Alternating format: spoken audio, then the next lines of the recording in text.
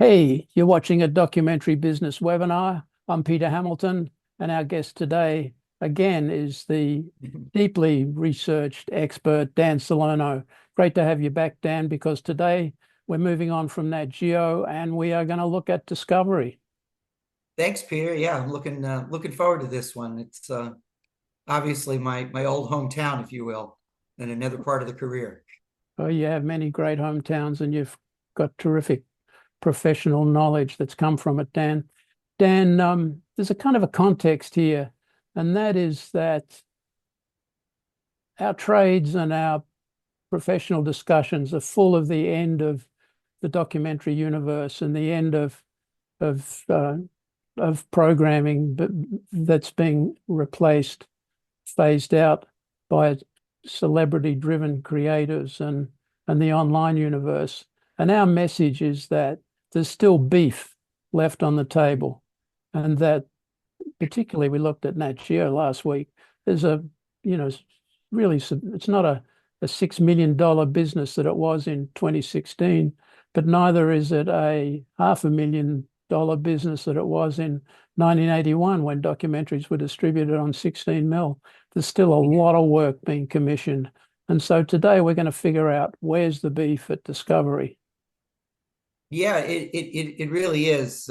It's kind of easy, and I think we as an industry quite often we do get caught up, particularly these last 2-3 years, and in short, sharing our stories really of, oh, I didn't get this sold. There was really nobody would take my call or my meeting, or they're cutting this and they're cutting that. But and while some of that is true, it's a challenge, and it's as it's tough as it's ever been. The, the networks and the brands, they still do need content. Content is always still at the core of the offering. And in some ways, I try to look about what we are able to do as opposed to what we aren't able to do. And maybe we can offer a little bit of insight on how Discovery Channel, specifically Discovery Channel, that's playing out today. So let's have a quick look at our agenda. That's the next slide. So we're going to look at what's Discovery, and we're talking Discovery Channel, the legendary Discovery Channel. What are they spending on? Specials versus series? Which genres are they favoring? Do we have any idea about the total spend? And obviously, we're not working in the CFO's office, but we might have some helpful ideas. And we're going to look at trends. So let's go to the next slide. So Dan, over to you. Let's start with formats. Well, you can tell we're never going to be television writers, right, Peter, with the transitions that we've created here. Yeah, we'll sort of bring it back to a format that I think the regular documentary business audience has become accustomed to, I hope, not just with National Geographic last week, but some of the previous webcasts that we've done. We've cleaned it up a little bit. I hope people like the color choices that we've made this time around. They're a little bit more refreshing. But what's really important is the core of the data, right? And we want to qualify that this is our own data. This is not being sourced through some, subterfuge and a person in Discovery Channel's research department. This is all publicly available information that we're picking up with trades and conversations and newspapers, and then our own two eyes watching the channels and tracking them. And really, what we're doing is we're accumulating the data so that it's in a form that maybe we can use it. We can use it to identify opportunities. We can use it to identify directions that they're going in and draw some conclusions. Conclusions about what they're not doing, and more important, conclusions about what they are doing. And if I'm a producer, what does that say to me?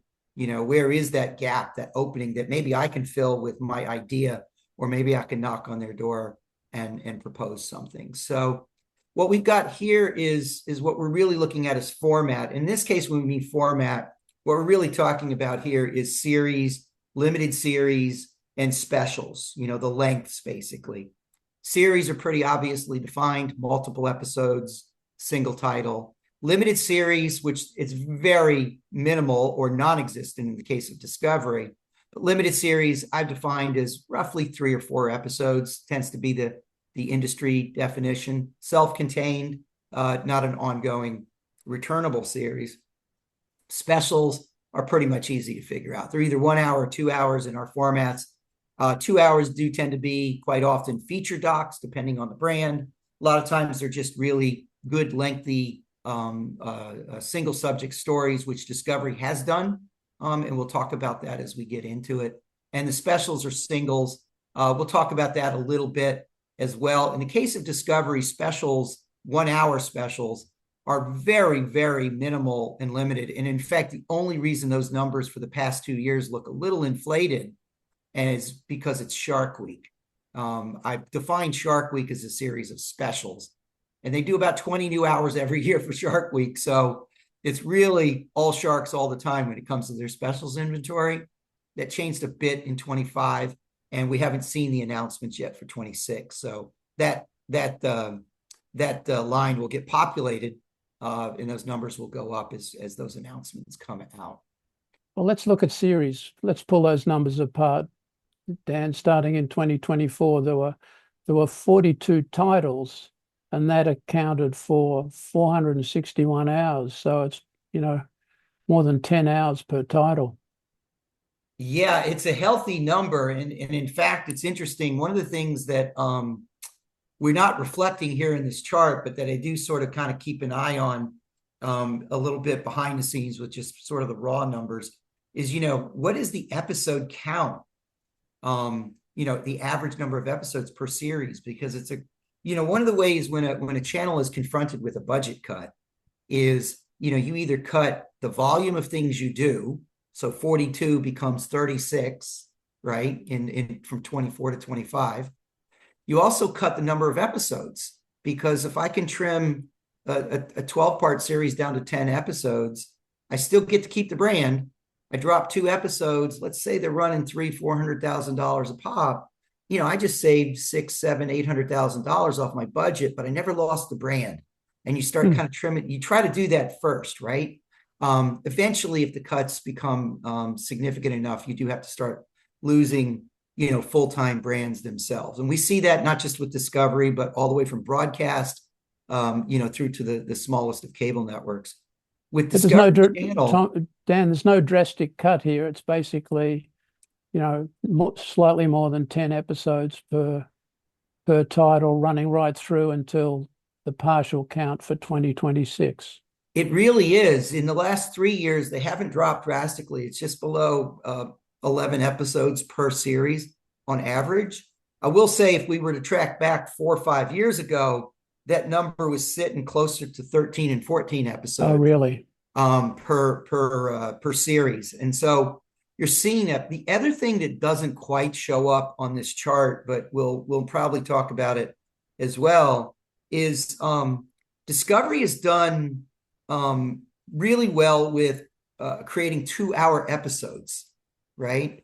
And so if it's not a bad strategy. If you are, the research has always for decades, if you watch a show at 8:00 on channel X, Discovery Channel, say, the next most likely show you're going to watch is 9:00, which makes sense, right? Of course, you're just going to stay there and stick around.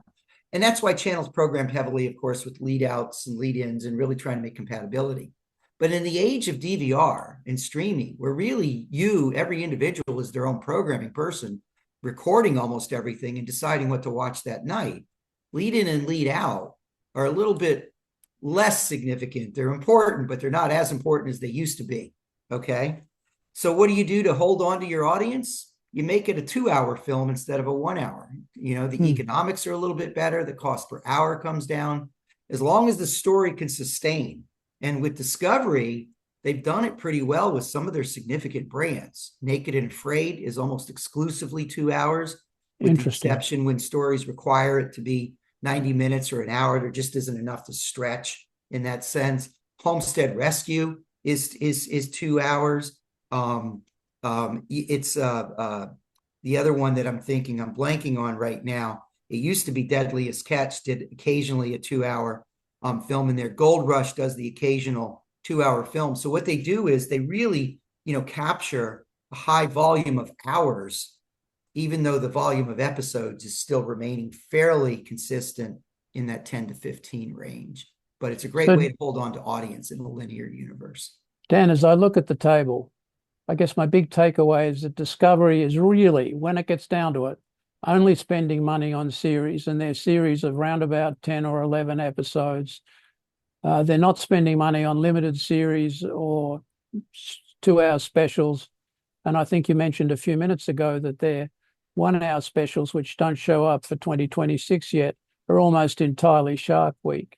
So in a sense, they've made about, 36 to 42 programming green lights plus a few more in the Shark Week area. And that's kind of it for Discovery, but it's still at $300,000 an episode. It's still got scale. It does. It really does. And I think, it's one of the things that I always think about when we talk about these things. It's like, you look at the number of yeses in effect that, like you said, green lights that these network commissioners get a chance to make. And it feels like it's not very many, even in that 25 list, it's just about 60 plus yeses. That's like 5 a month, spread out. It's basically just over 1 per week. So only 1 time a week do they get to deliver good news to a producer. And we don't really identify in here, but in the series, a lot of those series are renewals. So, the number of times they get to tell a producer, hey, we like your idea for the first time is even smaller than that. But I will say, it's important, I think, for all of us to remember that on the other side of that table is the commissioner. They want to say yes. They love saying yes. They like making people happy. In addition to getting good ideas for their channel, it's still a business, right? And, it's really tough. Every day they go to work and they have to say no, like 98% of the time. That gets kind of hard too. So, I try to give a lot of these commissioners a lot of grace, having sat in that chair where, when you can find something that they really like and it fits economically, it fits strategically, it fits editorially, it's a great thing for them to be able to get excited about some things. And I think there are some new titles that Discovery's announced as part of their upfront. And there's been some slivers of light here in the specials place that maybe we should talk a little bit about that started to appear in 25, and we're getting kind of some tidbits of them in 26 as well. So maybe all is not lost on the specials front. Let's go to the next slide, though, and we'll look at the genre breakdown. And first of all, give us a rundown of how you've defined the genres, and then we'll look at the three-year trend. Yeah. So we focus really on that left column and not so much the numbers on the right, but in the left column, the genres themselves. These are genres that we've sort of identified. We could argue that some of them could expand a little bit. Some of them might contract into each other a little bit. It's subjective, but we try to follow a lot of the traditional nonfiction trends with science, history, natural history. And I didn't break out some of the others. True crime, of course, is one that's kind of popped in recent years. We thought it was important to separate that out. Paranormal, a little bit different. Discovery does quite a bit of that genre with expedition files in particular, and some of the other offerings that they've got. Unscripted and reality, depending on who you're talking to, those might blur a little bit. I tend to look at reality as something that they've created kind of the format for, and unscripted is something where you're observing what's going on out there. Deadliest Catch would be a great example of unscripted. But that dominates, Dan. It definitely dominates, and I think it dominates, no surprise. I mean, Naked and Afraid I've got in there. You might even argue Naked and Afraid ought to be reality, not unscripted. Homestead Rescue is another big one. A lot of the Expedition Unknown, I think I've got slated as science or history, but it is very much the unscripted is a little bit of a catch-all, the hosted obdoc kind of stuff. So you'll see quite a bit of, it used to be the motor stuff that would go in there as well when they were doing quite a bit of that. So it's definitely a dominant. And I think the other one you want to pay attention to, dominant in terms of hours, is the paranormal genre itself. It's quite a bit that is in there, and it's not just Expedition Files. Let me see if I can, Expedition X. Let's go to the next table. We have a look at the next table, Dan. Yeah, we can look at the trends and see where they're going. Paranormal on that bottom there you go. line there, you can see it's been a really consistent offering with 60 to 70 hours the last couple of years. And through the first half of this year, they're already on track for about the same. So, it's a real contributor. Usually Wednesday nights, if you want to get specific about their days of the week, Wednesday night tends to be where a lot of that content goes. And it's no surprise. Some of it is a carryover a bit from, and I think we've talked about this in the past. As Discovery, the portfolio, has confronted this new world of streaming universes and all of these larger brands, the A&E Networks portfolio, the Disney portfolio, the Viacom, now Paramount portfolio, as they face these headwinds coming from the rise of the platform streamers, right? They kind of have to circle their wagons within their individual companies and decide which brands do I really want to keep the blood flow going, the sort of the heart and the brain of their larger company. Well, in the Discovery world, right, they've decided to really emphasize Discovery Channel, TLC, HGTV, ID, and food. And some of the other brands, they're kind of, they had to downsize their offerings from premieres, but they haven't killed the brand. They still remain, they're very healthy, probably on the affiliate revenue side. Well, one of those brands was the Travel Channel. And what was Travel Channel heavily doing prior to all of this? Paranormal, ghost adventures, ghost this, ghost that. So they absorbed a lot of that stuff into the Discovery Channel arena in the same way they absorbed some of the specific titles from the Science Channel, and even certain aspects of Animal Planet. One of their upfront series features what was an Animal Planet talent. So they're very much using their internal portfolio as a supply line to protect their large brand and their flagship Discovery Channel itself. It's really interesting.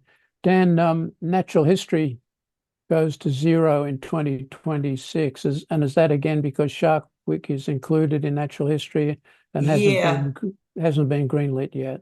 Yeah, we just haven't seen the announcement yet for Shark Week. They did announce a couple of titles in their upfront announcement, but I fully expect them to come back with about 20 titles again this year for a 7 week or 7 days in a week-long event.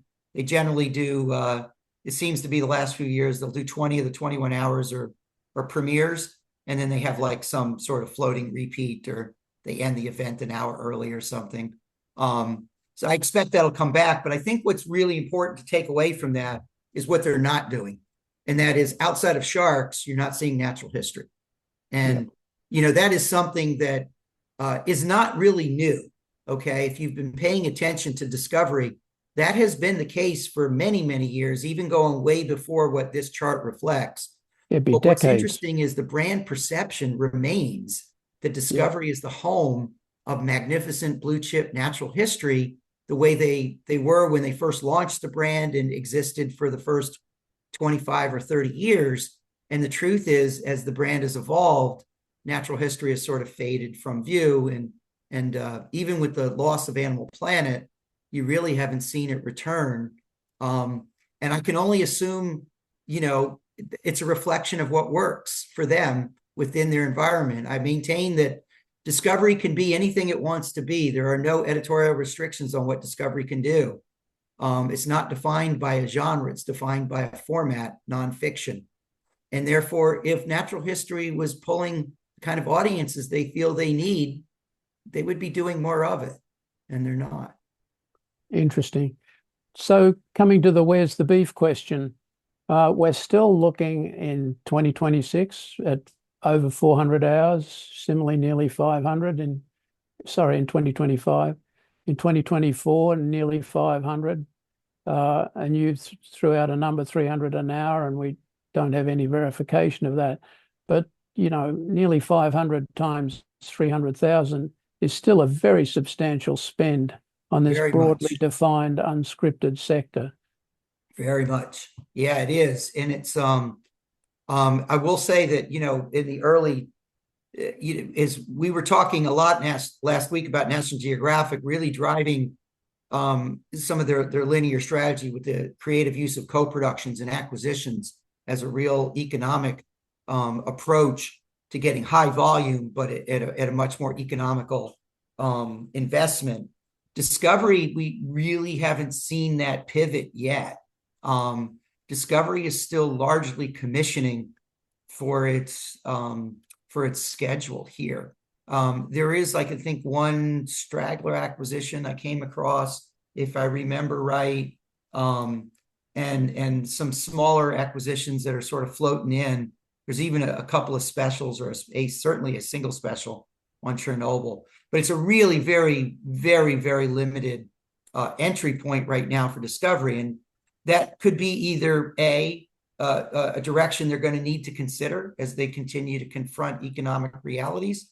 And then the other thing may be simply, as they get introduced more and more to some of these opportunities, maybe they go. But they're still, I think, driven heavily by a global commissioning mindset. So an acquisition approach on individual territories is probably not their first port of call, because they want to make sure that they've got a supply line for the discoveries in Europe and LATAM and Asia and then in their streaming platform, whatever it is going to manifest itself to be under what is coming up with the new ownership with Paramount.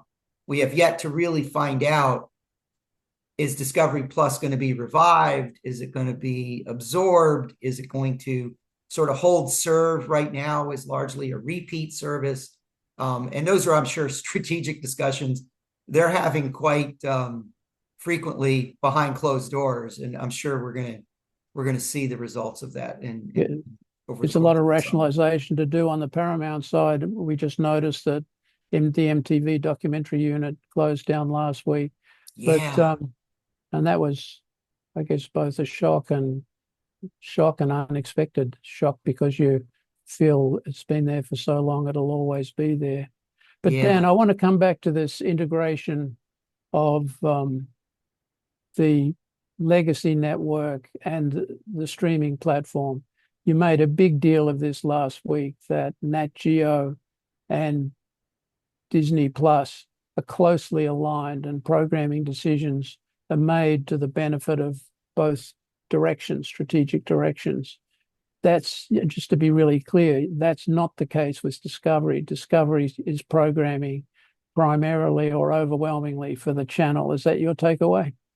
Yeah, it is. And I think, it's hard to tell whether that's a function of, kind of the unknown that they've been navigating, in the last, certainly 12 months, but even longer, right? I mean, yeah, it feels a lot longer. In terms of industry terms, it seems like forever, but it really isn't that long ago that, the whole Warner Brothers merger occurred.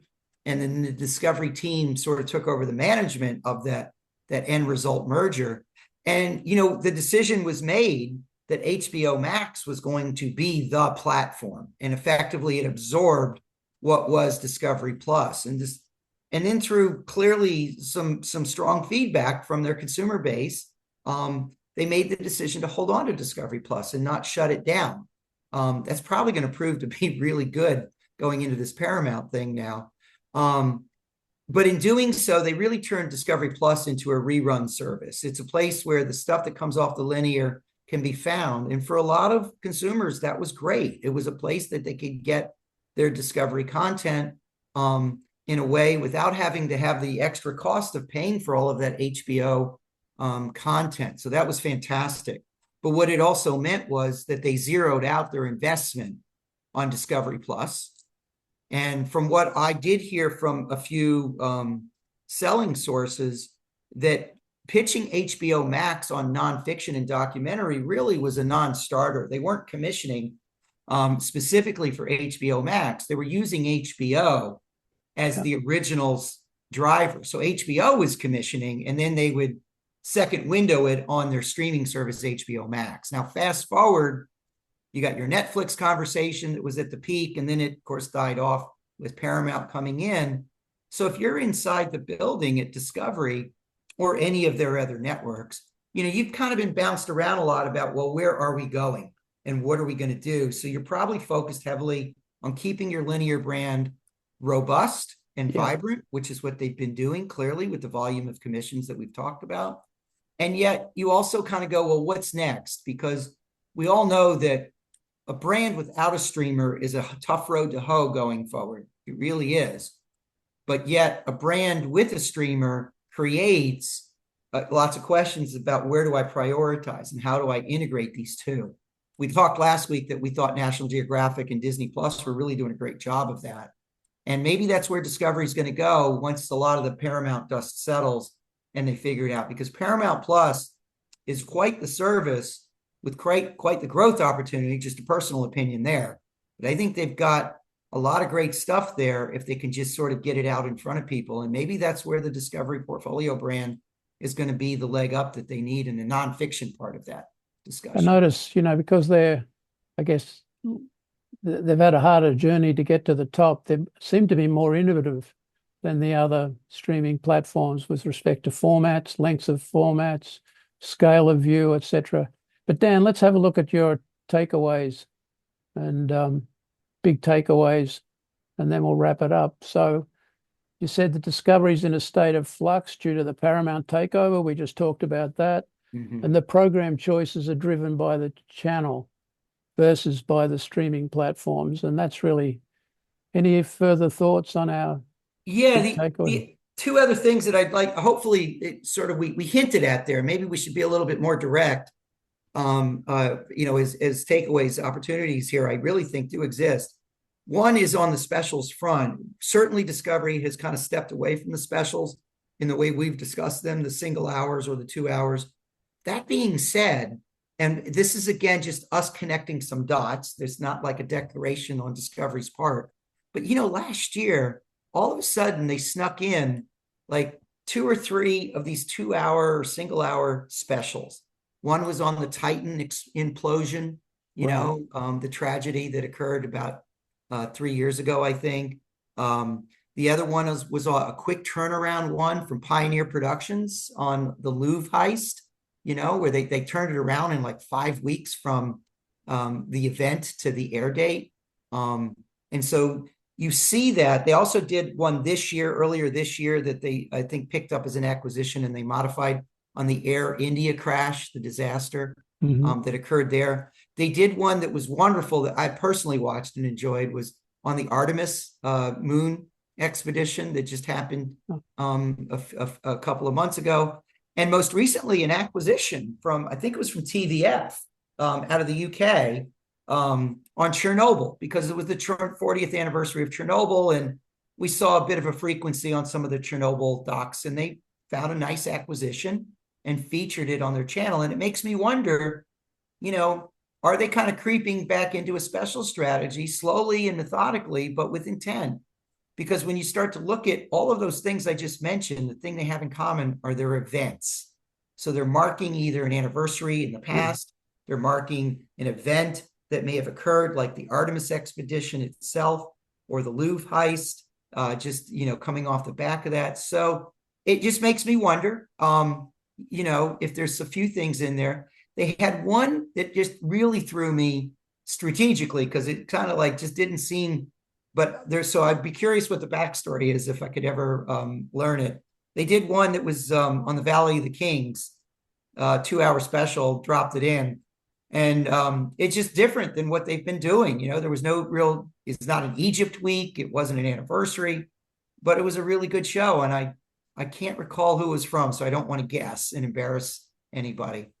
Someone just loves their pharaonic history and can't get away from it, I guess. Might be as simple as that. You catch the right commissioner at the right time. So in a way, maybe I would encourage some producers to keep an eye on that and not be too discouraged. And maybe there is an opening for the occasional event-driven special if you've got it in your catalog, like TVF did with Chernobyl, or you've got it at your fingertips, like Titan did. That was out of Canada with our friend Arnie Gelbart. Of course. Hey, Arnie. And even the Louvre, from what I heard, is Pioneer reached out, to Discovery and said, "Hey, we can do this. Are you interested?" And they, to Discovery's credit, they said yes. So I think that's important. The other thing I think I'd like to share before we have to drop is in their upfront announcements, they announced several new series. Some of them are kind of what you would expect, genre-wise, and they're clearly sort of continuing to explore the unscripted genres and things, as they very consistent with what they've been doing. But the other thing you're seeing is, and again, this is part of what we talked about last week about mitigating risk, right? You lean into what you know and you double down on it, right? Because there's a comfort level there. And they're doing that with their either, I don't want to call them derivative, that sounds negative, but spin-offs, right? They're taking successful brands and they're finding ways to expand it.